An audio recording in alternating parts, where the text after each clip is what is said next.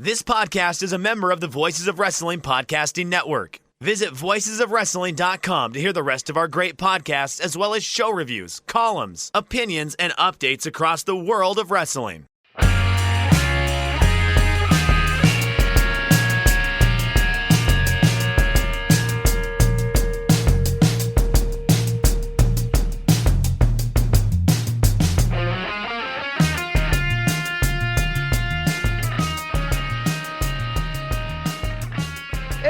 Do you like professional wrestling? Wow, we like professional wrestling too. This is Shake Them Ropes. I am Jeff Hawkins. He is Chris Novembrino.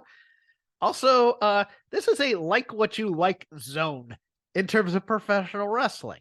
It could be great. It could be ridiculously stupid. You know I like both. I say this because... it's a new inclusive era on the show. People, let's go. Let's go. No, Welcome to Include These Ropes. You're a WWE fan? Great. If you're an AEW fan, great. You like Stardom? I don't talk about it that much, but I think they're pretty good too. You know, it's one of those things where, what if you're a fan of the government of Saudi Arabia?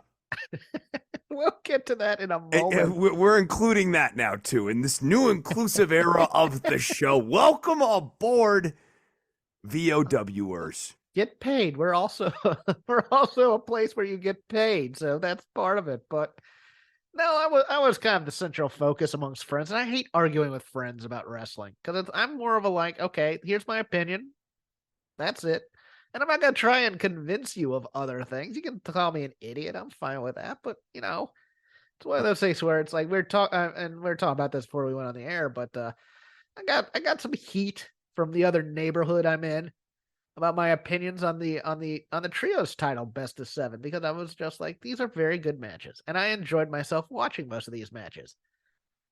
I thought they lacked some emotional depth. I thought they lacked some follow-up on certain storylines that were in there. I think it didn't feel like a death struggle for a game 7, like everything was on the line here, but they were good matches, and I was just dragged through the mud because experts loved the matches and, you know, all these other things. I go, look, I am very clear with my biases. I tell you what gets me off in wrestling. I like builds. I like promos. I like heat.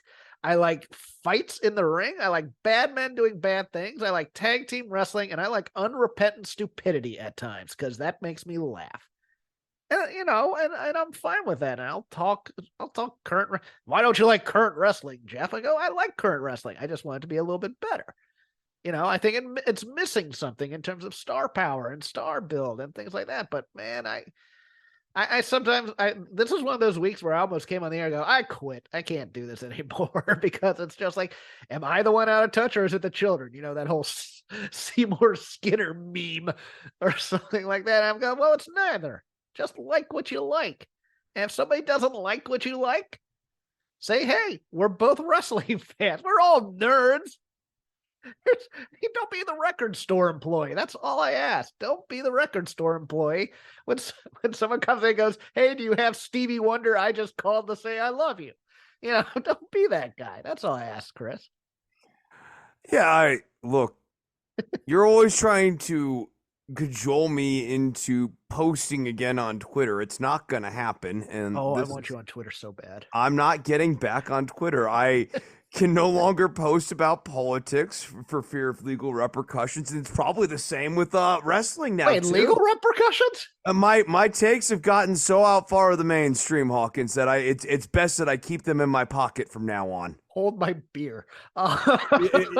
So, you know, let us just say. No, but please, I would look, now that you can no longer post about politics, you can post about wrestling all the time. No, if I did that, I'd get dragged even further because I was not impressed with this vehicle of the best of 7 thing. And since you already brought it up, I'll talk about my problems, or I'll expand on our conversation a couple of episodes ago. Okay. On our problems with this. And now that it's concluded, 1, they did exactly what we thought they were going to do. 2, I didn't feel like it got more intense as the series went on. And that is the whole point of a best of 7 series, people. If you ever watch sports, like if you ever not wrestling, like sports. Sports ball. Actual, yes, sports ball, yes. Go and watch a best of 7 series in baseball or in basketball or in hockey. And you see the stakes and the intensity ratchet up. And one, they gave away that it was going to 7, which is not exciting because then you we're just waiting to get to the 7th one. The 7th one wasn't like this grand crescendo, and I felt like they lost the narrative thread, like the death triangle. There should be internal tensions. As you said, with the injuries on the babyface side with the Bucks and Omega, the lack of narrative discipline there, it's as though their only understanding of injury angles in sports comes from that one time Paul Pierce limped his way back onto the court back in 2008 or 2009. That was the signature moment. Matt and Nick were like, remember that? And Kenny was like, that was the greatest moment in sports. We need to bring that back. Kenny said, I played hockey as a kid. I don't know what that is. I love Paul Pierce. He truly is the truth. I just think that it missed the mark for me. It didn't really earn the need for a 7-match series. And Chris, that is a perfectly fine opinion. Thank you. But You're welcome. I am tolerant of your beliefs. I love this I love us. And I love how inclusive we have become. Every flagship listener is going, screw this. I'm listening to Joe and Rich. I don't need this crap. Yeah, well, it's a new era of healing around these parts, Jeffrey. Yeah, I know. But I'll have praise. I'll have praise for this Dynamite later, kids. Just settle down. And I have praise for all of you. Up with people, we say here. When last we looked at the news, there Up were with people.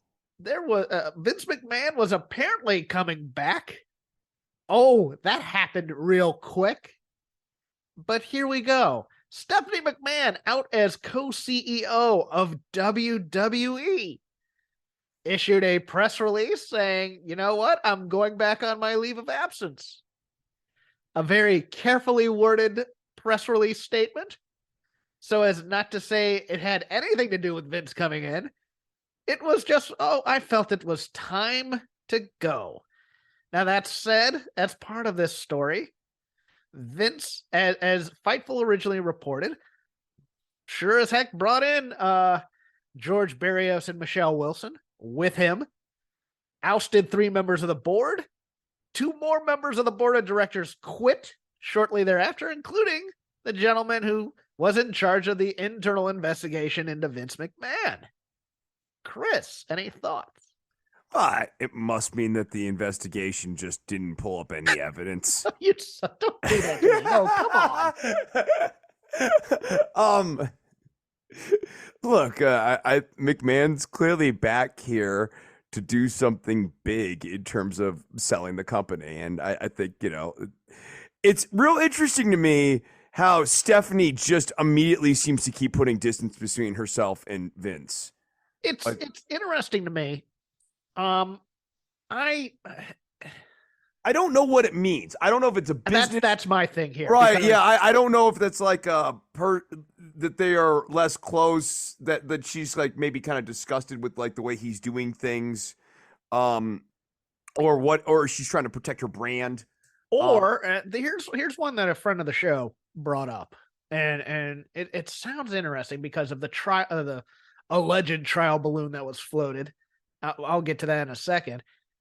But if the Saudis are really involved in possibly buying this thing, that they may not want to buy from a company that's run by a woman.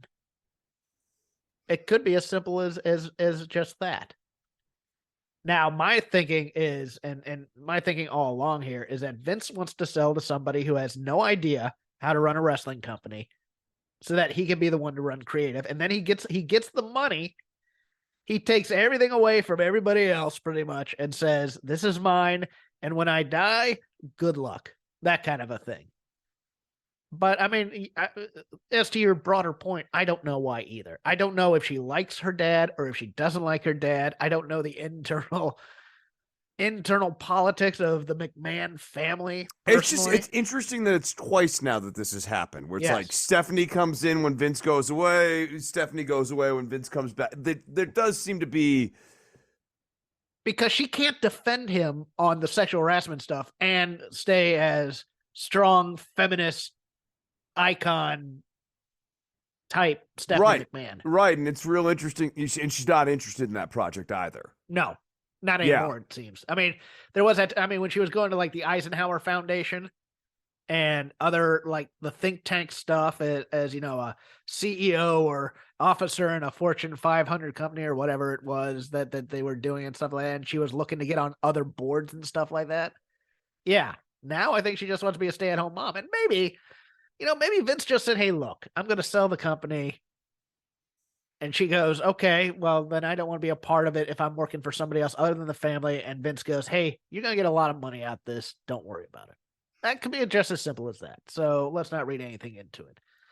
But let's read into this, shall we? Late.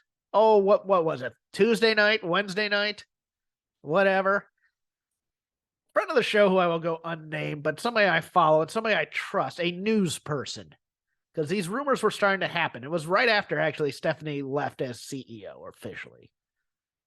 Reported that the WWE had been sold to the public. Is it the public investment fund or the private investment fund? I don't remember the name of it. But basically the same Saudi Arabian fund that owns the LIV Golf Tour and had been sold for lots and lots of money. And that turned out not to be true, which now had a lot of people going after certain journalists. They went after Sean Ross Sapp of Fightful, who didn't even report on this. He basically said, "I don't know anything." And everybody goes, "See, it's all those journalists like Sean Ross Sapp who don't know anything." It wasn't Sean Ross Sapp. If I recall the byline, I think it was Wrestling Inc. originally that did this. I think it was, well, I'll say the name. I think it was Muehlhausen, Stephen Muehlhausen, or however you say his name. I like him. I trust him. I know he talks to people. So it was one of those things. I am going to posit a theory here, Chris, because you and I both play the stock market. I think this was a buy the rumor, sell the news type of thing to get the stock price up so that the company would be worth more, so that when the deal came in, whoever buys it, that the price per share would be a lot more than it is right now. Am I crazy? No, obviously, with a sale very likely to be afoot, it behooves them to be doing everything to push up the share price. And that could include unscrupulous things. Now, that being said, thinking about the Kingdom of Saudi Arabia potentially acquiring World Wrestling Entertainment doesn't strike me as incredibly far-fetched either, especially when you think about like what Qatar has done with FIFA. And I mean, obviously that's not playing super well for them, but like you are seeing a number of these nations in that part of the world trying to, I'll try to put this somewhat diplomatically, do a bit of public relations by acquiring brands that are maybe thought of fairly fondly as a way to get us to focus on their involvement with those more positive brands rather than past actions. Bone saws. Well, the PIF, here's the deal with this. As I said, they own the LIV Golf Tour, which is now the Outlaw Golf Tour that Greg Norman helps run or is the figurehead of, and a bunch of PGA players want to play for them because there's a lot more money on that tour.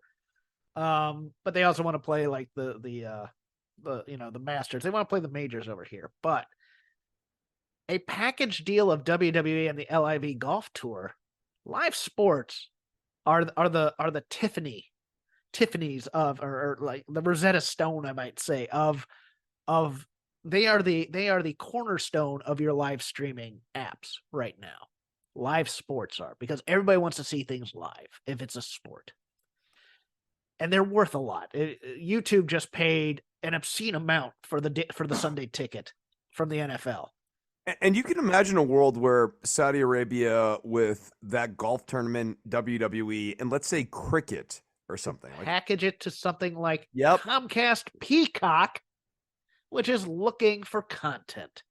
And that, I think, might be the end game. But it gets a little more interesting even after that, because I think I have this right. Vince McMahon in Los Angeles during the national title game talked to business leaders and TV people, including Bob Iger of Disney. There are many suitors being listed for this, but then Barron's today decides to drop this, and it wasn't a contributor like, you have those Forbes contributors who just kind of do the occasional article here and there for money, but this was somebody with an actual byline from Barron's saying one of the interested parties, perhaps, Shad and Tony Khan to buy WWE. Now, don't get me wrong. I know that there'd be a lot of football spiking in the wrestling internet if the Khans bought WWE. Tony Khan's the kind of person who'd want to run creative all by himself. Right. I think this would be mostly bad for business. Not that, look, WWE at times in its storytelling and its approach to business and its approach to shows and things of that nature kind of need to unscrew themselves, in my opinion. I don't like a lot of what they do, but you can't argue with the fact that they make a whole lot of money doing what they do. Wait, but let me throw this out there. Could they actually do that? Would that not potentially run afoul of antitrust law? You might, because, yes. Yeah, that one I feel is tough because that's essentially, WWE's always been like, well, they're independent promotions or whatever. The irony would be that would be the defense they use in court too. Right. Oh, look, yeah. MLW's out there. Yep. That would be basically, they would be like MLW. Impact Wrestling is on the come, everybody. That kind of thing. Yes. Essentially, you'd have to argue that the merger of the clear number 2 company with the clear number 1 company is not like monopoly. Yeah. It's just, that's going to be, I would love to just see the numbers presented as to how you show MLW and Impact represent a real economic competitor. If you ask me who the leader in the clubhouse is, though, out of all the people, I do think Endeavor is probably the people that own the UFC. Big old what's the name of the super agent? I forget his name, but this used to be the William Morris agency. Ari. To me, the real question is going to be like, how much do the Khans really want it? Because I don't think I think the Khans would love the videotape library. Right. I don't know that they actually want the whole kit and caboodle. I mean, if they did, then I mean, and they'd love they'd love a broadcast TV spot. Right. Because SmackDown does good ratings still for them. I mean, Raw does too. And it's not look, they're not chopped liver on Turner. They're not. They're doing quite okay on Turner, especially in the demo. I think WWE sells to some sort of venture capital, and then it's like, okay, you sell this product to somebody, and that's even more genius, because then Vince isn't responsible if they can't do it. He still gets the bag. He gets to run it if it's creative. That's a no-lose proposition for Vince McMahon. No, it really is. We've talked about this in the past. It's never been clear to me that anyone other than the McMahons would really know how to fully monetize this thing. Yeah, and that's why you need them around, or at least Vince. Or at least you need the Hunter. You know what I mean? You do need you need at least Levesque and Stephanie, or Shane. But there's really no one outside of that family who really gets the business at this scale. I don't just think some random Jeff Jarrett. Right. Honestly, he's but he wouldn't be able to run it like that. He'd be better than some just random Wall Street suit doofus who thinks that he knows how to do it, but always got a putting green in his office and a wet bar. You would actually need someone with some institutional knowledge, and there's really not that many people walking the planet right now who have that. Go ahead. No, that's it. Go ahead. Interview with Tony Khan this week published. I apologize, I don't have the source written down here. Bad note taken by Hawkins, but one of the things that they're looking to float very, very soon. They have a team including Jeff Jarrett and friend of mine and yours, Chris Harrington, former Voices of Wrestling podcaster Chris Harrington. AEW house shows, which are an interesting proposition, especially given Ring of Honor and Ring of Honor's partnership with New Japan, which would be New Japan Strong. I think a lot of people, when this was being talked about, at least in the zeitgeist, have a little bit of inflated expectations of what an AEW house show would be. Because I think they think they're going to be getting Kenny and the Bucks and Death Triangle and Hangman Page, and you might get one of them on a house show. You might get them as a team or something like that. But I think house shows, for the most part, are going to be for your dark talent to work longer matches, your Anna Jays, your Josh Woods and Tony Nese's. Private Party can go out there and work a match, and party matches, and it begs the question for me, at least, Chris, as a wrestling fan, what is the purpose of these house shows? Because back in the day, television drove you to the house shows to watch the names actually have a match, and you pay money for those. I mean, you get some preliminary matches, and then your main event would be Ric Flair versus Dusty, or Dusty and Magnum versus Flair and Tully, or the Horsemen versus the Road Warriors, or something like that. And it would be a main event attraction, and they'd tour, and they'd come every other Tuesday or every other Thursday to the Scope or whatever. When WWE does house shows, and this was, I had never been to a WWE house show until I came out to California. It's a little bit like you don't really get to see all the stars. You might get to see a couple of the stars. And they do, fun little party matches. And it's, the mid-card guys who everybody sings along with. So everybody gets to go home happy for that. And you get to do extended squashes and some matches, but you get to see the stars. And it's just one of those things where it's like going to the circus almost. Barnum and Bailey comes into town. You get to go see the WWE stars. You get to see them wrestle. You get to say the catchphrases, but it's not really in service of anything. AEW has television, and they can change titles on TV as opposed to house shows. But they're not going to be using house shows to push the television. And you can't really use television to push the house shows all that much in terms of you're going to see something you wouldn't normally see outside of TV or pay-per-views. So what is the purpose of this other than, look, if you can get people to pay money for it, great. Go to it. But they're already not selling out a lot of these Dynamites either. No, but I get what you're saying. Like, house shows are sort of like a Blockbuster video model. It's a model for a bygone era. Yeah. And I don't know why AEW. I'm with you. If you could sell for a house show, I guess. If but you pull a PWG super indie type of show with a bunch of your Daniel Garcias and your Sammy Guevara, then why wouldn't you be televising that? The live experience? I don't know. Your point is well made. Don't get me wrong. Yeah. I'm not trying to say this is your take. I'm just say they're okay, yeah, if you could pull together a super indie show, then you definitely sure as hell wouldn't want to film it. You'd want to make sure as few people saw that as possible in a localized area. That doesn't make a lot of sense. Right. Yeah, it's one of those things where I don't see the financial stability of it, but if you can make money with it, get paid. That's what I say. I'm with you. Go ahead. I'm with you. No, I agree. I agree.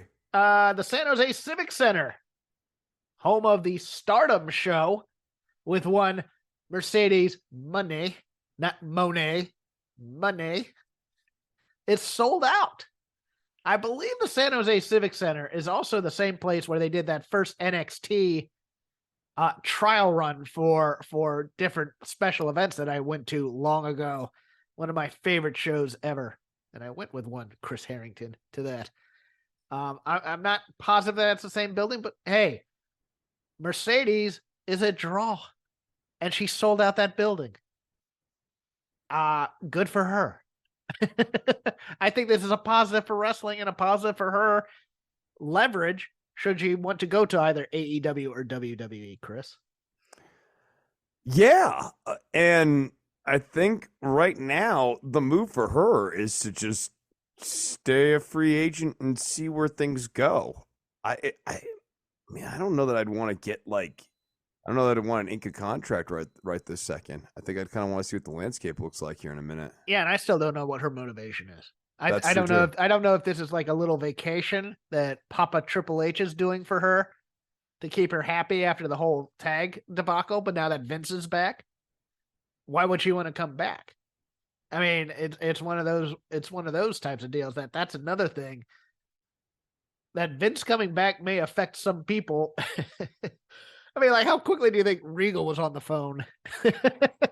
I know. Well, I was talking with a friend about this yesterday where if I was Khan, I would be getting on the horn with Regal and wondering what it takes to get him back to make this main event program that he's got going on his television make a lot more sense rather than it be this weird waiting for Godot main event angle where like Moxley's all messed up because dad hurt him and Bryan Danielson's all upset because dad was hurt.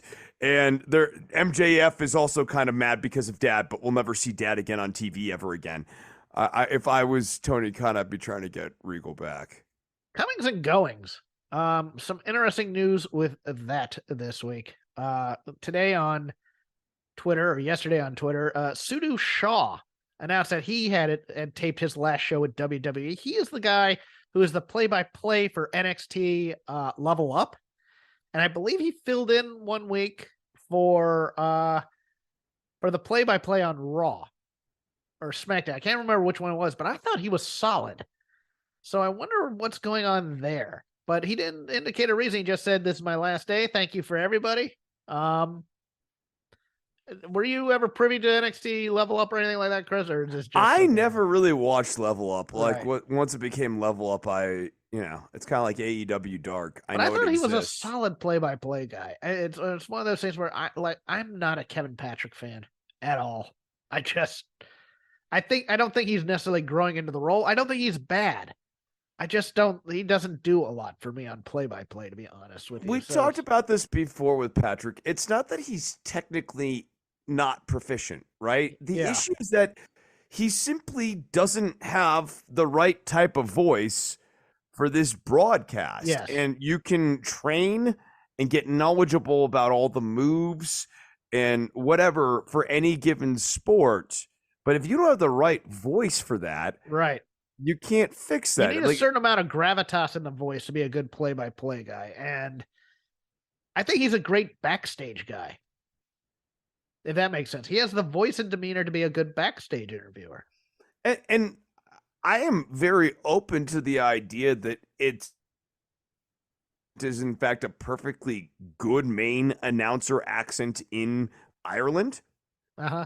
And we just, as Americans, don't scan it that way. Right. It just doesn't track. It does, because gravitas, like it's a relative thing, right? Like there's a cultural backdrop to that. So I'm saying they're Japanese commentators or whatever who have gravitas, but it'd be just like different measures and that sort of thing. I can listen to like New Japan commentary, not understand it, but get the emotion out of it. Absolutely. I can't do that with Kevin Patrick. Okay. But that might be the shackles put on him by the product. Perhaps. That might not be his fault. Perhaps. I mean, I've liked what Michael Cole's been able to do. Yeah. In the kind of more looser shackles era, but that's also true that it might be looser shackles for Cole rather than Patrick. I feel like Patrick is hosting me rather than being a play-by-play guy. Yeah, if that makes sense. No, I like that. He's the host of the show. The guy compared to Kevin Patrick is Joe Galley over on NWA, and I think Joe Galley is much better as a play-by-play guy than Kevin Patrick is. Oh, I completely agree. Kevin Patrick, hey, come on in, have some snacks. We're here at Raw, that kind of thing, and it's fine if you like that kind of thing. He doesn't move the needle to me that negatively. I don't want to come off sounding like that, but I just kind of go, okay, he's there. and I notice him, but I couldn't tell you what his strongest aspect of his play-by-play calling is. Let's put it that way. Yeah. Okay. I can't make a no. I was gonna say he seldom stumbles in wild, but that's not even true because there have been a couple of times where Graves has like caught him. Dude, yeah, he's like average. He's basically Adnan Virk to me. He's Wonder Bread. It's not nutritious. It's fine. It'll make a sandwich. Well, it's nothing special. Adnan Virk, I think, got hosed. I'm gonna be honest with you. I like Adnan Virk, but I mean, he can't. I mean, he was under the reign of Vince, and Vince was just like, can't do anything with this guy. Get out of here, kind of a thing, and just yelling at him all the time. Yeah, but like neither of these guys are Tom Phillips to me, and I'm No. not saying Tom Phillips is like the gold standard, but like Tom No. Phillips like was above average. Phillips Like was solid, I thought. He's solid really right. Yeah, solid on Impact. If you ever get a chance to watch that, and we There you generally go. don't. no, But I mean, he doesn't. I mean, I've watched Impact pay-per-views, and he's pretty darn solid. And I was like, man, they let him get away. Okay. yeah, Fine. they just don't put a premium on announcers like that. FTR granted a leave of absence for what is reported as 6 months. That will take them through the end of their contract, which ends in April, allegedly. So they may have wrestled their last match for AEW. Bizarre, a bizarre run for FTR in AEW. How so? Please expound on this, because I find that reaction strange, but I can be compelled. Maybe I'm not talking to the mic. Also, maybe strange but compelled. Go ahead. So FTR, this is not going to be breaking any ground for a take. Really, one of the best tag teams that I've seen in my life. Okay. They're fantastic, and we knew this in NXT. And when they arrived in AEW, it felt like they were going to be a real building block to what AEW was going to do, and they have been progressively sort of demobilized and underutilized steadily.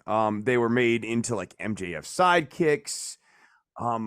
Yeah, they were tag champions on several occasions. I'm also aware that they had like the whole belt collectors thing going. How often did you see them on AEW television in 2022 wrestling as a team? Some of that was injuries, but like they had a lot of times when FTR wasn't injured, they just weren't on TV. I think that they should have been used in a much more showcase sort of role here. And yeah, to me, it's been a strange run with AEW for FTR, and it hasn't actually. It didn't deliver what I had hoped for, which is a real disappointment. Like I feel like there's just like been a lot left on the table here, and I was very excited when they came in. good years have slipped by, and it's one of those things where it's like I just feel like, and this is again me being an old. And a lot of people in that company being young, I think they didn't know what they had with them in many ways. They're not flashy, as they say, no flips, just fists when they were the Revival. And it's very true. But there's this weird rebellion type thing that goes through the strain of a lot of acts in AEW. Where it's like, oh, they wrestled that old way. We're doing this groundbreaking stuff because we're fluffed all the time type of a thing. Don't get me wrong, I enjoy it, but I've heard rumblings. They did not have great off-screen chemistry at times. And even Dax alludes to this on his podcast with a couple of acts that are far higher regarded by 20 and 30 something fans. Young Bucks, Lucha Brothers, etc. There were issues there, but they weren't personal. They were professional mostly, and working with them. And look, They never went full bore on what the pinnacle could be. They teamed him with Tully. That was a little bit of an oil and water type of thing, all things being said. And there was a story this week that Tully said nobody ever came to him for advice on tag team wrestling or being a heel or whatever. And I sort of believe him, to be honest with you. I don't think it was necessarily personal either. I just think... No, I just think that like Dax and Cash, unlike other guys who've said this in the past, do actually got it. Yeah, like thanks Tully, but like no, like we cool on this. We got this. We watch a lot of tape. Yeah, well, I mean, I think Dax and Cash probably listened to him more than everybody else. Yeah, more than others, but also I think that you know, how much additional insight does Tully have to offer to Dax and Cash? Yeah, exactly. These guys, like, yeah, Tully's a master, but these guys are young masters themselves. Yes, no, I would agree there. I was saying more everybody else, but yeah, you know, they were never really the top heel team. They got over huge as baby faces when they turned, and they get standing ovations every time for their work. But I always felt like the company really didn't want to. I mean, the company had other things that they wanted to do, and especially when they were the belt collectors, it's like, dude, they have 3 companies tag titles around here. They can't get a whiff of the AEW titles because you have other plans or plans that were there that you just didn't go through. Because remember, there's going to be that all for everything plan that we thought was going to happen with the Bucks that didn't. And so it just kind of went by the wayside a bit. And it's like, it was super non-committal. Like they were like, well, we're happy to have you. Yeah. But like happy to have you is not the same as like, no. We want to show you off. And I think there's a slight problem with the exception of maybe Moxley and Danielson. Then, you know, okay, you got WWE stink on you. And I don't think that was it either. It's one of those. I mean, you say that with the exception of Moxley and Danielson, but like Danielson's another interesting case where it's like Danielson's more he doesn't want to be a star, it seems. Yeah, I think there's that too. But FTR is to me, it's like one of those things where it's like I just think people came in and go, I want to be young and exciting, and I want a young and exciting product. And you see this a lot in marketing and stuff like that. And we want to, you know. How do we sell to the 18 to 24 demo? It's always that. And I think there was a lot of that in terms of, you know, we want the PWG super indie style here type of thing. And then you get this team that goes like a southern territory from 1988. And you're like, well, how does that fit in? Kind of a thing. And look at him. He's bald. He doesn't look young and hot. You know, he doesn't look cool. And I think it was just basic kind of almost ageism at times when they weren't that old. It was just one of those things where it's like, yeah, it's like playing big band music. When it can be cool, but type of a thing. I think they are honestly going to rest up. I know that Dax has a whole plethora of injuries. I don't know what the one who doesn't talk to the media Cash, who is becoming more and more popular because he doesn't have a lot of opinions, says. But I know a lot. There's also people who are like, "Oh, this smells like an angle," and they're going to come back with Punk.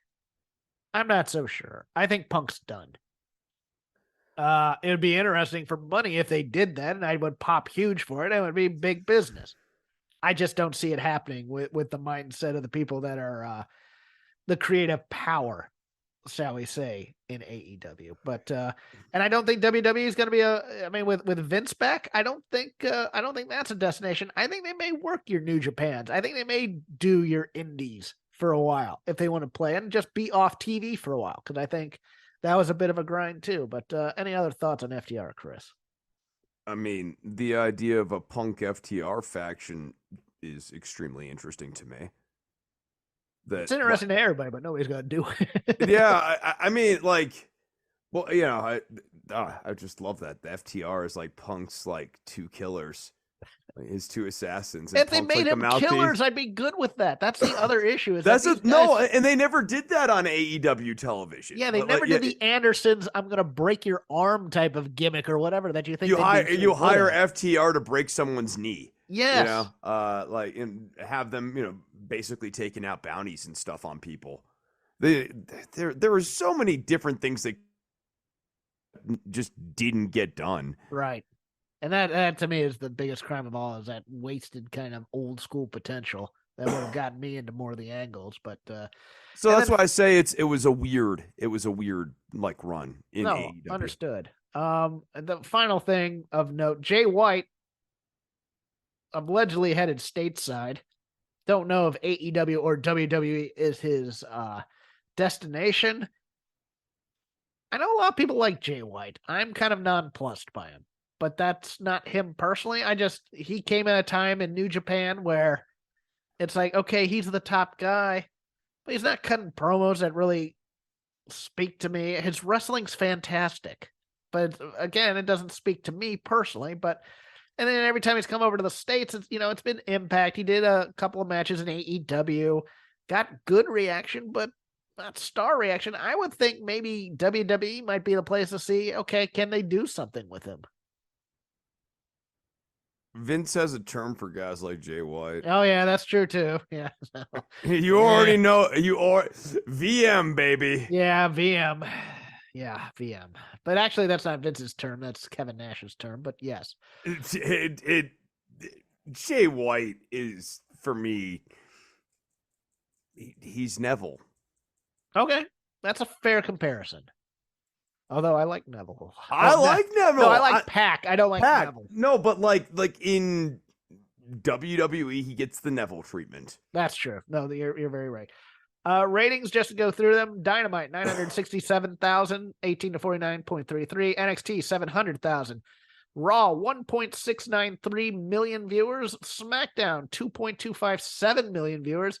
Rampage 551,000 viewers, and Battle of the Belts 409,000 in the late slot. Anything sneak up to you there? Or can we go to Lazy River? Wrestling is back, baby. No, nothing sticks. But now the Lazy River, no sponsor this week. Still waiting to see if HelloFresh wants to come back here. I have a funny story about that. So I got some mail this week, and did you? Yeah, I did. It was incredible. And one of the things in the mail that arrived at my doorstep was a HelloFresh box, and I was so excited because it's so rarely do HelloFresh actually send us anything. And then I discovered it was actually my neighbors. Cool story, bro. No, it was a good story. I returned it to him.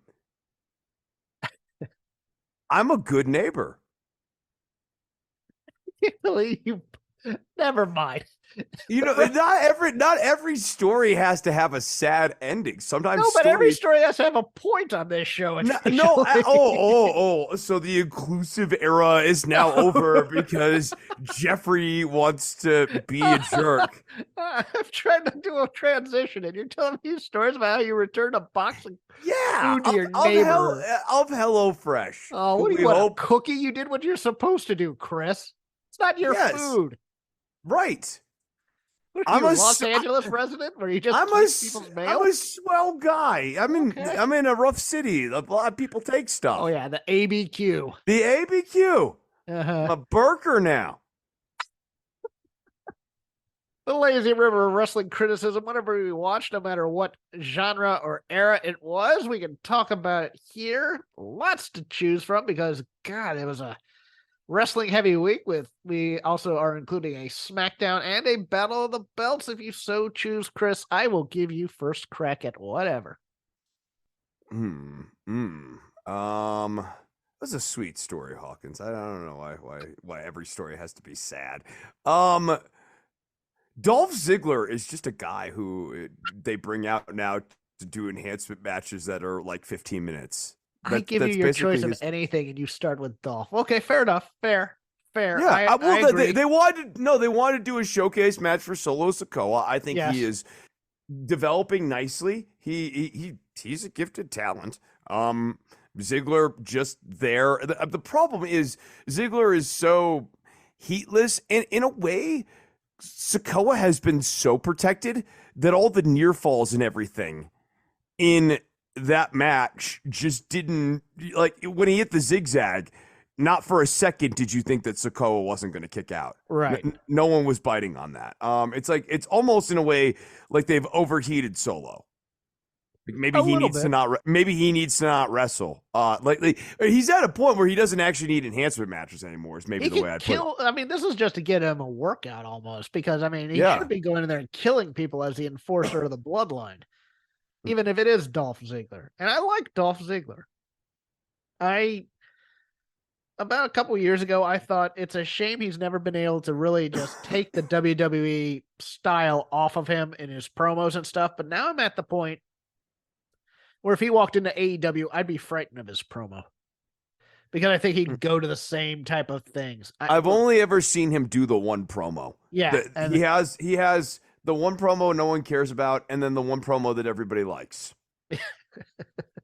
That's sort of true. He was always a guy to me that could have used a Heenan or a Gary Hart or somebody to play off of, and he'd have been a much better. I mean, like Rick Rude. Rick Rude, decent talker, better than Ziggler at sometimes, but always better with a guy managing him as an act type of a thing. But right now he's in the trusted veteran status type of thing, where he's putting over young guys and he's making buku bucks because of the escalator clauses in his contract. And who are we to judge? But this is his role, and he makes guys look good. He makes Solo Sikoa look good to me. Yeah, no, he's had a couple of matches like this. Okay, one other thing then. Dominik Mysterio is probably my favorite part on Raw. My God, we have turned on the Mysterio Science Theater 3000. Yes. I always liked it. I got a lot of enjoyment value, even when it was like ironic enjoyment value. But like everything about the Judgment Day, it wasn't just Dominik though. There were a lot of points where Damian Priest was very funny as well. Yes. In all of this, like there certain facials and reactions, like he'll go, he's done this in previous weeks, like when he got misted, when Dominik got misted, and there's a weird venereal disease joke that Priest had to do within there, and it was kind of an illusion type of a thing, and it was still very funny. Yes, they have heightened the stupidity on Dominik Mysterio. And this Conan gimmick of his is great. Oh God, him now appropriating Conan. Like, so we have like Guerrero, Razor Ramon. The identity crisis stuff is great too. Yeah. Now he has to imitate every Hispanic wrestler at some Yes. point. Like No. La Parka Dominik is going to be awesome. Dominik as Hoovy Juice would be real good too. Dominik as Damien 666. I'm kind of here for that. Cicope. Cicope. Lismar Jr. Yeah, sure. Yeah, all of them. Let's go with this. Psychosis, where he wears the buffalo head. I'm here for it. Best mask in wrestling. No, I know. I love Psychosis. He was just a good wrestler too. Oh, but yeah, dude. What a look. Best guillotine leg drop. I know. Him, Eaton, Waltman had a good one. Becky Lynch has a decent one, but I think and as good as Eaton's is, and like the Alabama Jam's cool because of how clean it is. Psychosis was just like it was so vertical and like it just looked devastating. He was fully committed to it every time. Oh yeah, no, I love him. I'm going to put over, because I've already angered the AEW fan base, but I'm going to put over something. I loved Mox and Hangman. I did. This was my match of the week, and here's why I love it. Number one, hot feud with promos, and we don't start with a lockup. We start with guys wanting to kill each other, and that's a hot start. That's what I want out of these types of matches. Screw your collar and elbow tie, but try and punch a dude. I'm here for this. I liked the lack of melodrama during the match. This was very all Japan men to me, a little bit from the mid 90s. Your Hansen, Ace, Spivey crew type of a thing, where it's just guys clotheslining each other, and then he hits the buckshot and he gets the pin. And the only down part / criticism I had was the aftermath. I don't want emo Adam Page. I wanted him to just kind of, all right, we did this. I won the match. I'm moving off, and then seeing Moxley struggling in the background, kind of giving a little turn and then just continuing to walk, as opposed to the long stare and then deciding to leave. He needed a stronger choice. He either needed to really care for Moxley, which would have gotten a lot of sympathy, or he needed to care less about Moxley and just go on his way. But this one kind of hedged its bets a bit, and I didn't care for it, but I loved the match, Chris. Yeah, no. The work on this week's show, like this, and then also the Danielson Takeshita match, I mean, these are not like groundbreaking takes, or probably not surprises to people. Like both these matches, in terms of intensity, delivered. I like the choice of Paige winning. I think Paige had to maybe win here. Yeah, I think Moxley's going on vacation. Okay, that's the idea. Yeah, I was like, what is next for Moxley? It's just we're getting him off of TV. Right. Yeah. I mean, then this was basically what it needed to be then. I got nothing else to say. Your turn, sir. I'm like looking at the various stuff here. I have one chambered if you want me to go. Yeah, you fire off something. Go for it. Battle of the Belts was the strongest Battle of the Belts that they have had. I watched that Friday, and look, I liked Rampage. Rampage was good. I even liked the Mike Bennett match, which is amazing for those of you who know. But two matches that stood out on Battle of the Belts. Jade Cargill having her best match with Sky Blue went very, very well. I would rather Jericho said this is as strong as I've seen her, as opposed to saying this is the best I've ever seen her, because it's more of a criticism of her work, which is things that, we do as opposed to within the world. But Jade Cargill, very impressive showing, I thought, on Battle of the Belts. And then, my God, the Jeff Jarrett, Jay Lethal versus the Acclaimed Anything Goes match was just, I loved watching this match. I love old school heel Jarrett in the mix of this ridiculousness. Satnam ripping off the shirt, and then Sanjay putting it on, and of course Aubrey gets the Pacific Northwest home crowd to cheer her when she comes in, breaks it up. It was utter ridiculousness. It was fun, and I loved every moment of it. Nice. I don't think I saw any of it. Okay. Yeah. It's worth coming out. I mean, look, Lethal and Jarrett are just the best heels. This faction is the best. I will say I just enjoyed Jeff Jarrett in this middle-aged and crazy sort of almost like not like Terry Funk. Not Terry Funk, because Terry Funk was trying to work, and not Sting, because Sting is jumping off of things. But it's right. No, it's not that. It's not like that kind of middle-aged, but like he's committed. It's veteran competence, like and not like indie competence. Like I've been on a big stage competence type of a thing. You know what I'm saying? Yeah. It's like I'm not trying to get I'm not trying to get you to like me here. I know what I'm doing, and I'm going to do this, and you're going to boo me for it, and it's phenomenal. I guess my next note here, Appreciation Society stuff, is like dad jokes for dads. Like them coming dressed up. What movie were they referencing with the gold jackets? Wasn't Magic Mike, was it? Yeah, right. Like it was like some like late 90s thing. Like these. The Full Monty? Yeah, dude, Jericho's just got us. It's sad. He just okay. He's fine in the ring, but like these bits are not funny.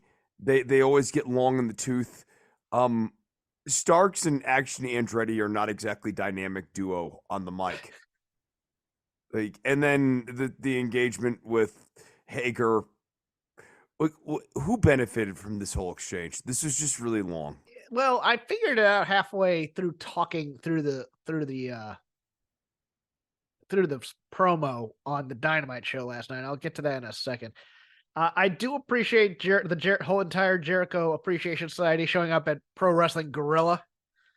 My theory on Jericho is this, and it's not necessarily a negative, but you remember Jim Cornette used to say that Triple H was the guy who always attached himself to the guy who was making money. Yeah. Chris Jericho's a little different to me. Chris Jericho's the guy who attaches himself to the guy who's cool or relevant or new or young. He's the Steve Buscemi, how you doing, fellow kids type of thing. He always wants to be, because that makes him young in some ways. Like, that's why he attaches him to Orange Cassidy and Jungle Boy. Like, he wants to help the young people out, but I think there's a part of him that thinks that this helps him stay relevant in some ways. Yeah. And it's a kind of a pseudo political move, even if it's not really. Boy, Ricky Starks again. To me, he was starting to find his groove in this thing, and then he tried what was a joke that he didn't have the right emphasis on the words he wanted to emphasize. And it felt like he got lost, and then after that, it kind of unraveled a bit there, because he looks at Hager and he said he does the Gilligan thing. You're a big old Gilligan.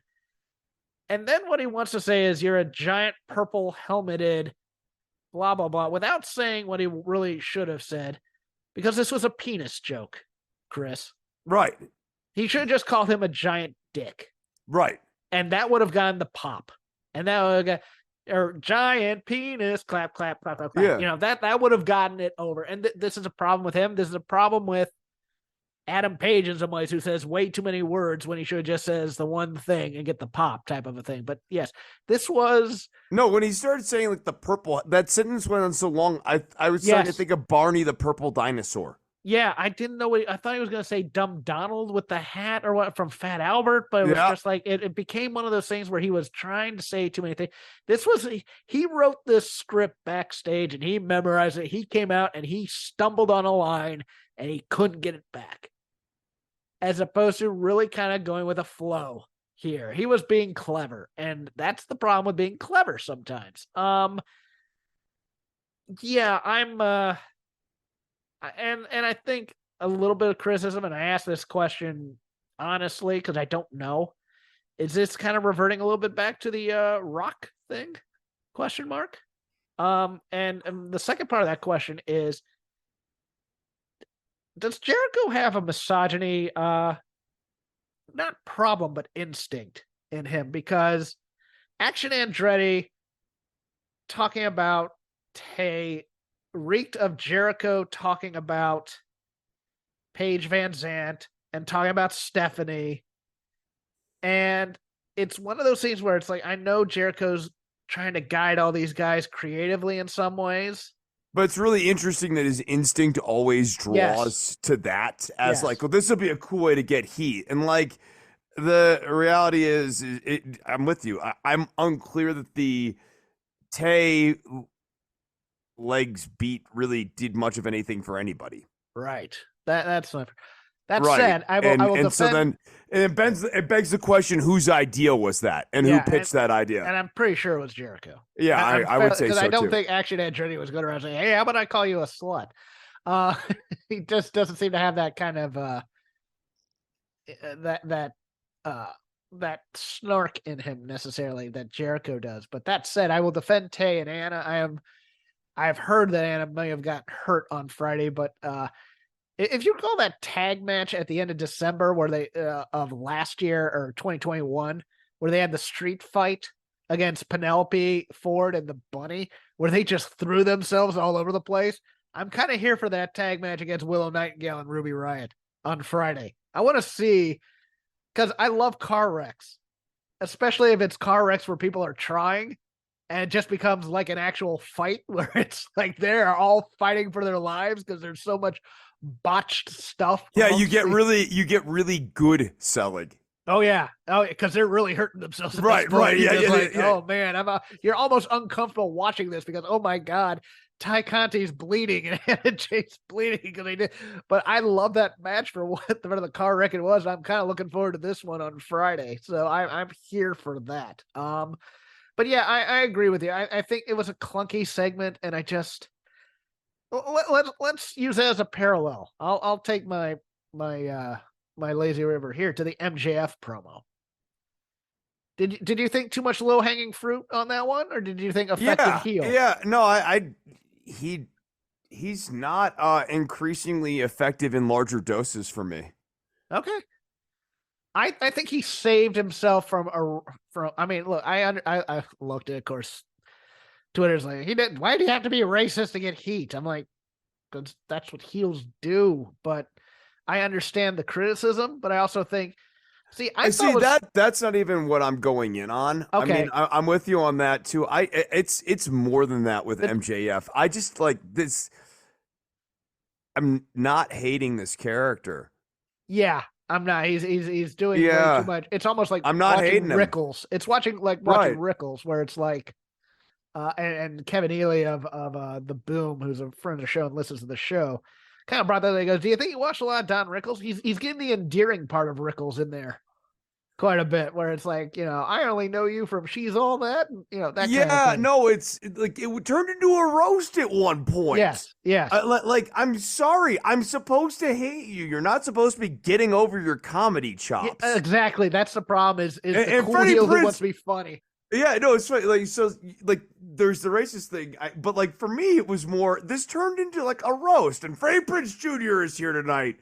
I haven't seen you in a movie since 2002. Look at this dais. Look at all these has-beens on this dais up here, and yeah, it was very Friars Club type. Yeah, this place is more washed up than a car wash. MJF. It's not a who's who. It's a who's left. Who cares? Who cares? Yeah, type of a thing. I thought, but I will give one positive. I thought the usage of the verbiage where MJF looks at Takeshita, and I thought the name thing was just dumb, but you knew. We speak American as opposed to here we speak English was so utterly stupid and heel-like that it endeared me to the line as opposed to being revolted by the ugly jingoism of it, so to speak. It still makes it bad. It's still a joke. No, it's still a joke. That's my problem. Your problem is the yuck. Yes, as opposed to I'm just an asshole. You know what? I mean, again, it goes into one of our criticisms of it because he's also a coward at times too. He's the Miz with better material.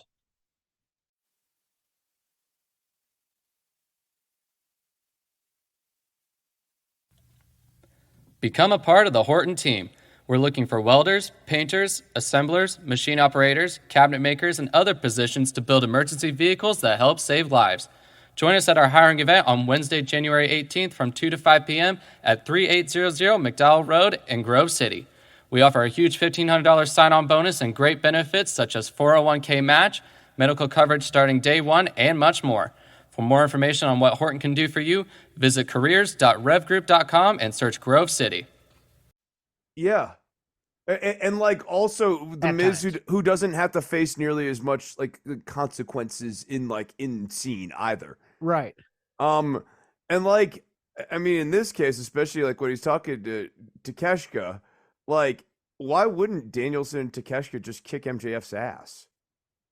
Right. Well, that was he came down there and demanded that Takeshita get out of his ring. I was like, dude, they already introed him for this match. And then Aubrey is like pushing Takeshita out of the ring, trying to get him out while he does the Friars Club roast of Ken Jeong and Freddie Prinze Jr. Yeah. Ken Jeong, by the way, a saint of a man. I met him in '96 doing stand-up. I love that dude. He was so nice to me. And this is before he even became big. We just had a nice little conversation. I don't know him personally. I just met him once. He's a great guy. No, I just, he's missing the mark for me because he's just not he's not actually very good at being a heel. He's like now trying to be he's entertaining the fans as opposed to getting booed out of the building. He's like being a dick stand-up comic as a heel character. And I like Ari Shaffir or something like that. Yeah, right. It's the stand-up comic, like Mark Maron. I have stories about that. Like a naturally sort of like prickly sort of guy, doing stand-up, but also is like a prick, and that's part of the act. Yeah. Yeah, like that's what MJF is doing. Is that a main event heel character? Like I would argue. Bobby Slayton would be a comedian like that. I'm trying to think of other comedians that are just like that. Their whole persona is being a jerk on stage, but off stage, oh, they're the sweetest guy, type of a thing. Where it's all kind of a front. I mean, Yeah. Bill Burr's a little bit like that. Yeah. More ramped up on screen. I mean, I think Bill Burr's, basically giving, his views. It's just like he's more ramped up on screen. But yeah, like I guess the question is, maybe this is what you can post on Twitter, Jeff. It's like, is that really a main event heel character? I am not posting another wrestling opinion for at least 2 days. No, you have to, and this is the first one you're going to post. Oh yeah, no, I'm going to say Chris Novembrito says. Yeah, by all means, because they can't they can't find me, and even if they could, they don't care enough to. Yeah, your turn on the lazy river. Okay. I'm trying to. Was there anything else on AEW worth kind of weighing in on? Is Adam Cole a face or a heel coming out of that promo? Oh, that's the other thing I got heat for during Dynamite. Okay, here was my thing. Yeah, that's a babyface promo. That is. I'm sorry. That's how I read that promo. But here was my thing, and it's coming from a person who has watched territory wrestling for years and who worked in television a little bit. I said I wish, I liked, look, I didn't mind the whole, it was like the Daniel Bryan, it's a, and / meme of the old guy getting mugged and says, it's a problem for you type of thing. I didn't mind that so much that, that little, the bait and switch of, hey, I got good news and bad news type of a thing. I didn't mind that much.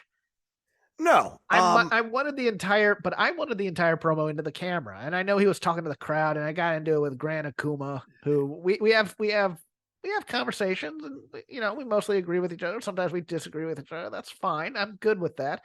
And then of course all the reply people going, "You're an idiot." It's all right, fine, whatever. No, they don't understand the new inclusive era of this show. No, they don't. But I for wish me, they did. For me, the first part of that promo. And I'm trying to get, into it emotionally. I'm trying to do all these things. It was like watching a guy who didn't know which camera was on. And I thought the cameras were trying to find him at times. And it wasn't. It was just how they wanted to shoot it. And and people were saying, no, he was doing an in the round theater type thing where he was talking to everybody. I was like, all right. It didn't come off as effective to me because all I could think was, he can't find the camera with the red light on. That's the hot camera right now. And yeah, that makes me an old. I get it. Slag me in the Discord, whatever you want to do. It was just one of those things where it's just like, I like promos that are in the camera and talking to me, especially emotionally resonant ones. So I mean, but I mean, the promo was good. I don't know who you.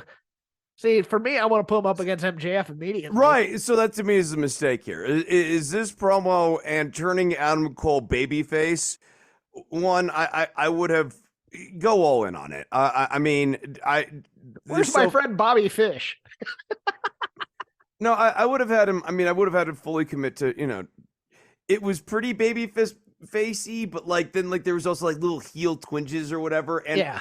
One, go all in, don't hedge. This company always hedges. They don't like drawing in strong colors, which is one of the biggest detriments of AEW. Oh, let me bookmark the women's match here real quick to go back to that and talk about it a little bit. But yeah, please continue.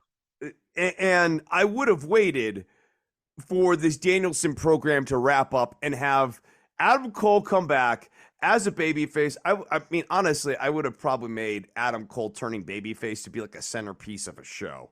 I wouldn't have stuck this in the middle. It's been a long time coming. Adam Cole's been a heel pretty much for years now. So to turn him, I would have made it a really big moment.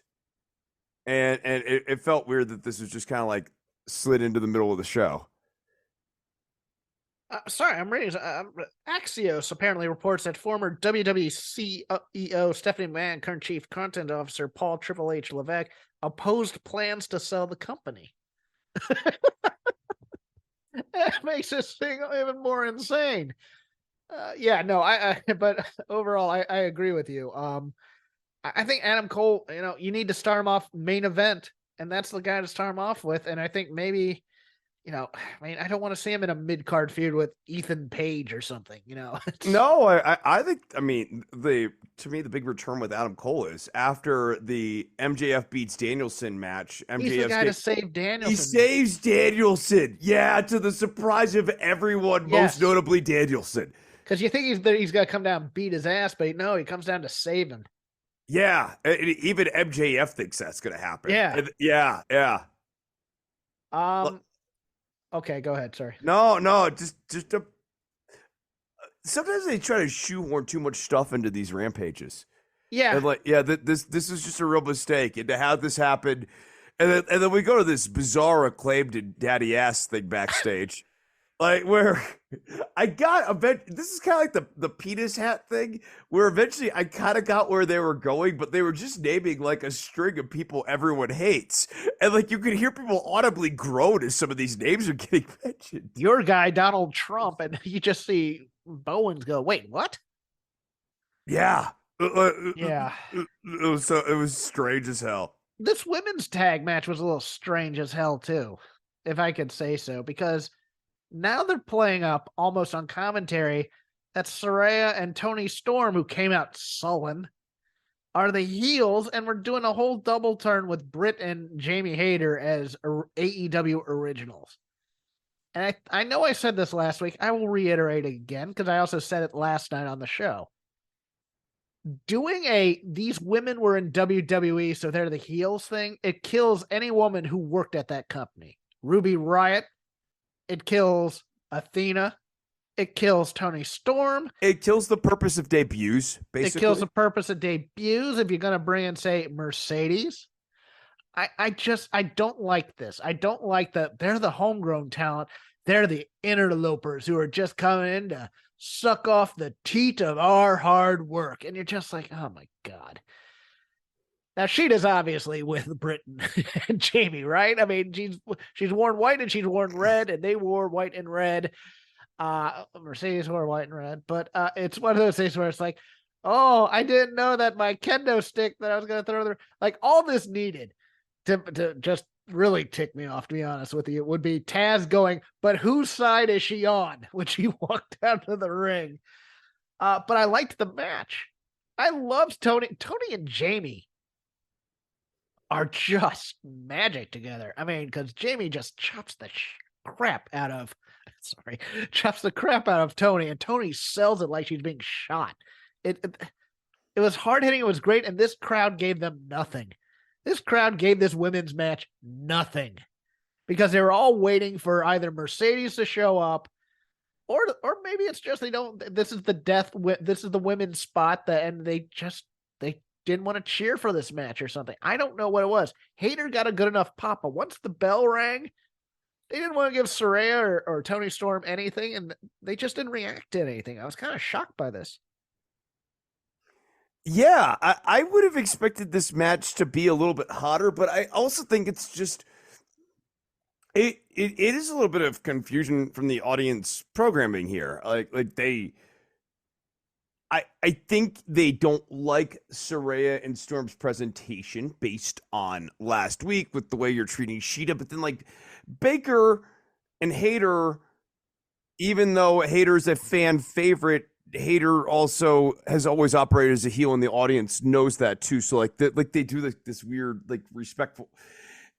The audience can't get in. It's a weird presentation of Britt as I'm the cornerstone of this division. I've worked hard to build this division. I put it on my back. Situational babyface. Babyface stuff. Yeah. And no, but you still have Rebel out there. Running interference every time. Right. Yeah. At bare minimum, when you're going to use these two as baby faces, can Rebel just be left in the back then? Yeah. I think that's more clarity. I think that's a good thing. Because the whole focus, too, is supposed to be between Baker and Hayter, and you can maybe have it be like the story is Rebel not being there is part of the reason that Baker and Hayter fight, but there's a reason why Rebel can't be there now. You can make it make sense and make the crowd have a better sense of who to cheer for, who to boo, what outcome do they want. And really, like, right now, this crowd's like, well, I guess I want Jamie Hayter to win because I like Jamie Hayter, which is still weird because Hayter's effectively a heel. I laughed at the Gaga over Paul Walter Hauser. I love Paul Walter Hauser. I think he's a hell of an actor. Very funny guy. But my most vivid memory of Paul Walter Hauser with AEW, I believe it was during the Jacksonville days. Don't quote me on that. But there was a show where Vince Vaughn was at AEW. Yes. And they highlighted Vince Vaughn, and Paul Walter Hauser was right next to him, and they didn't even mention him. I kind of laughed at that and thought about that. Because this is right as Hauser was getting kudos, I think, for Richard Jewell. And they didn't even, they just, no, there's Vince Vaughn and friends. And you're just like, come on, man. Paul Walter Hauser's a huge wrestling guy, man. Come on. And then of course, now he gets his due. I kind of laughed at that. I read the spoilers for Friday. I'm not looking forward to that. But, Danhausen, Paul Walter Hauser. All right, I'll do it. The best friends are what they are, what it is. But it's just one of those things where it's like, yeah. Surprised also that MJF couldn't find Macaulay Culkin in the audience because I know he was probably there. Because I know that it would have been great to hear some good Home Alone jokes. Yeah, that's it for me for the most part for AEW at least. Go ahead. Yeah, I don't know that I have anything else on AEW either. Let's kick it over to NXT. Okay. Bizarre finish to Braun Breaker and Grayson Waller. Bizarre finish. I like they don't like that normally. I don't know what doing a count out like that does for Waller or Breaker, other than I guess they need to have another match. But this is just like such a way too clever sort of finish. We don't want to beat anybody. Let's talk ourselves out of this corner we've painted ourselves into. What if? And you're just like, this is just dumb. I mean, if you don't want to beat a guy, don't put him in a feud. It would have made more sense to have Braun Breaker not be able to make it back into the ring for a 10 count than to have Grayson Waller. You get to the same outcome, which is that they have to have another match. Yeah. And in the interim, Grayson Waller has something to lord over Braun Breaker's head, and so a reason to get Breaker back into the ring. Yeah, no. This doesn't do anything. Typical booking is at the heel somehow, and it's not always, Rube Goldberg device where you like stack 20 tables on top of Braun so he can't get back. No, but it's like the Genius beating Hulk Hogan via countout. Yes. And it gives him the win and it makes him the number one contender, quote unquote. And hey, I know how to outsmart you. And this time, I'll figure out a way to beat you type of thing. Yeah. Yeah, you do a couple of weeks of chase where Breaker keeps getting outsmarted by Waller. And I mean, that would have actually been more narratively satisfying. Remember, the week prior, Braun Breaker beat the crap out of Grayson Waller. Yeah. So like the 2-week story now is like Waller was on the losing end of that exchange and then was essentially on the losing end of this match too. And he played himself. Like, I just bizarre finish for a guy who, I think Grayson Waller has a lot to offer. I think he's a good character. Yeah, I just it's a little crazy given that bump off the ladder that one time too. Yeah, I know. Look, I've seen stuff with Waller that has at least mildly impressed me at minimum. Chris, what is the point of turning Hit Row heel? I don't know. Because it's already one of those things where they're a weak act because they don't have Swerve there. I get maybe it's an Acclaimed type of strategy where it's like, okay, we'll have them do raps where they like make the audience, and then eventually they'll become beloved. But I don't see a lot of use for this act as a heel act because people, it's one of those things where, hey, it's a musical act. So automatically you want the crowd to be, and they're not doing music or rap poorly. So it's not like the instant bad heat of Jillian Hall or Rhythm and Blues or the Honky Tonk Man or what have you. So I'm wondering I mean, I guess you can make Top Dollar a monster heel in some ways, but this act already wasn't over to begin with, and turning him heel, I don't think is going to work that well either. Yeah, I don't know that turning them heel is gonna. Like, I don't think that these guys are as good at rappers as they claimed. No, I don't think they'll come up with as good a raps for these guys. I think honestly, Swerve was doing a lot for them. You could really see the three of them without Swerve.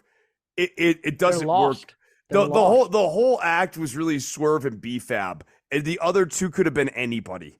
It was just B-Fab say hit bro, that whole Right? time, No, and B-Fab, and what their mistake was. Oh well, B-Fab's enough to save this act, and she's not. She's just like the important secondary function for Swerve's unit. Well, it was also, hey, look, crowd-pleasing group. We'll bring them all up at once. And it's just like, okay, but Top Dollar's not ready to wrestle, guys. And Ashanti the Adonis is fine, but he's nothing special. Correct. Yeah, and that's what do you think of Jinder Mahal showing up in NXT? Exciting. Well, I think Veer's father died, so they needed a fill-in. So it's like, all right, Jinder, you're not doing nothing. Bizarre. Look, it does probably mean more Creeds on the TV, which I'm fine with. Yeah, I think is a good thing. So anything that means more Creeds. The Ivy and Julius thing is stupid. I don't. I feel like this is just gonna like trend to romance. Like these two are like gonna be a future couple. I am not looking forward to number one, Uncle Howdy. I just think that's dumb. Number two, babyface Charlotte can only last so long. She's not good at it. Well, it's not just that, but everybody knows Charlotte's getting pushed hard. And eventually the crowd will turn on and she'll become heel. And probably, I'm thinking Bianca from Mania. But it's just one of those things where it's just like, you're watching this and you're going, does she, like, she has a likable personality. Because, again, I point this out, when Steve Austin was doing that bad TV show on USA, she was a guest on there. She's one of the best guests they had. But she was a lot of fun, and she was effervescent. She was game for anything. And she comes out on TV, and she feels stiff and programmed, and just, you're just waiting for the moment for her to turn. She's Orndorff at this point. She's, it's one of those things where it's like, I don't think she can be a likable babyface on the main roster until she gets a little bit older and becomes the respected veteran type thing. Because we just know that they're gonna bring up the old man's streak, and we need 14, especially with Vince back. Vince is big on those types of things. So that's the other thing here is Charlotte back with Vince there is going to be unbearable at times. And I like her as a wrestler. I get her. But as a babyface, I just watch her and go, this is a miscasting. Just be a heel. Yeah, Charlotte should be like a never turns baby veteran run sort of character. Yeah, I agree. She's just a natural heel. I have no other thoughts. So whatever you have is it. Trying to see what else I might have here. I didn't watch NXT, so I have nothing else to say about that. I mean, Pretty Deadly. They just don't work without the belts. They feel so hopeless. That's disappointing. They're so lost without the belts. And they got Gallus came out and squashed them, so they did like this gauntlet thing, and then that's right. I was reading. Yeah, all the UK talent had their visa issues resolved, so now you're getting Tyler Bate back, you're getting Gallus back. I mean, they'll be fine. It's just one of those things where it's like Pretty Dead. The thing is, they're flaky heels, and I think once they don't have the belts, they have to be a little bit more vicious in order to get over, as opposed to comedy. There needs to be a little bit more ruthlessness, and there's still a lot of yuck today. Yeah, again, it's yuck. It's getting heels over by being entertaining as opposed to being bad, and I think that's a huge problem with heels today. Yeah. I don't know that I have much else though. Okay, I think let's cut it off there. It's been Shake Them Ropes. You Yeah. can follow me at CrapGame13. You can follow Chris on the gram at the word doctor _ Nove. You can just follow the show on Twitter again at Shake Them Ropes. We update that when episodes come out, etc., etc. Thank you to our fan who brought a sign. I had forgotten about that because it was at the Friday Rampage. But yeah, we had a fan who brought a Shake Them Ropes sign. I was humbled by it, to be honest with you, because it's like, look, we're just a dopey podcast. But thank you. It's I want to call him Jay Messenger, but I can't remember his name offhand, and I think he deleted his Twitter. So it's one of those things. But remind me, I'll give you a proper shout out next week, my friend. Thank you very much. It's all over my Instagram at CrapGame13, but don't follow me because I want to prove it. Chris is in the ABQ. He's getting guitar lessons. He has bands. He has music stuff. He actually has stuff going on. He's going to tell you about it now. Yeah, I mean, if you want to see Hondo Coyote, you can down at Voodoo Girl from 7 to 10. That's the name of your band is Hondo Coyote? Yeah, like That's a pretty Hondo. good name. I like that. Yeah, it's like a dip in the desert. So like when you're like riding through the desert, there's like it sounds like the name of like a science fiction mercenary. I'm Hondo Coyote of the. Totally. Go ahead, Or sorry. like a, you know, like a mid to late 20th century like motorcycle or something. Or I like- a really good 80s enhancement talent. Yeah. It's like who's the Well, guy? he's like Wahoo McDaniel's protege, Hondo Coyote. Who's the blonde guy that starts with a C? I can see his name. He's a jack dude, but never really was a huge push, but always was like a body guy. But was around forever. With Chip Donovan. Chet Donovan. Check Or Donovan. Chick Donovan. Yeah, Chick that Donovan, would Chick be his Donovan. tag team partners, Hondo Coyote. Yeah, Yeah, absolutely. Absolutely. So, Sorry, go ahead, continue. Yeah, Dr. Nove, you nailed that. Lessons, see the band. If you want lessons, go to the Instagram and message me, and then you can have the lessons that you need. If you want to hear more of my bad opinions, I'm on Fight Game Media every Wednesday on the Dynamite Show, usually with Paul Fontaine. This week I was with the Power Bombshells. I had 2 babysitters with me. For all the hot takes on Dynamite, we go segment by segment, talk about that. That was a fun time, and I'll be there next week as well. Patreon.com/FightGameMedia, $5 a month. For Chris Novembrino and his stolen box of HelloFresh, I returned it. It was a positive story. I'm Jeff Hawkins. Talk to you next week. Inclusive. I left that in there.